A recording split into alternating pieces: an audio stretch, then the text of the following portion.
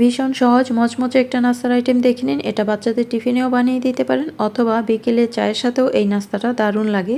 তো একটা ডিম নিয়ে স্বাদ মতো লবণ আর লাল মরিচের গুঁড়া একসাথে ফেটিয়ে নিলাম আর নিয়েছি 2 পিস পাউরুটি।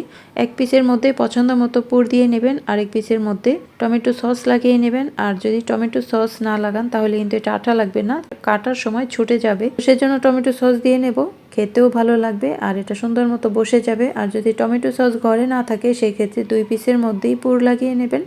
দুইটা একসাথে জোড়া লেগে যাবে, তা না হলে কাটার সময় ছুটে যাবে, আলগা হয়ে যাবে। তো আমি টমেটো সস দিয়ে নিলাম আর পুরটা বানিয়ে নিয়েছি সেদ্ধ আলুর সাথে পেঁয়াজ, মরিচ, কাঁচামরিচ, লাল মরিচের গুঁড়া, হলুদের গুঁড়া একসাথে বাগার দিয়ে তারপর আলুর ভর্তাটা করে নিয়েছি। এভাবে করে নিলে পুরটা বেশ মজা হয়।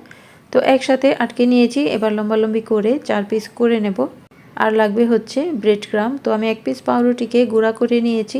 প্রথমে ডিমের মিশ্রণে ডুবিয়ে নেব, তারপর ব্রেড ক্রামে গড়িয়ে নেব।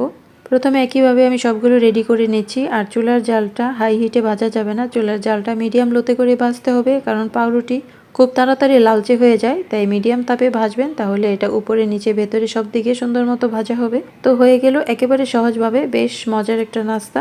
এরকম আরও সহজ সহজ রেসিপি পেতে সাথেই থাকুন।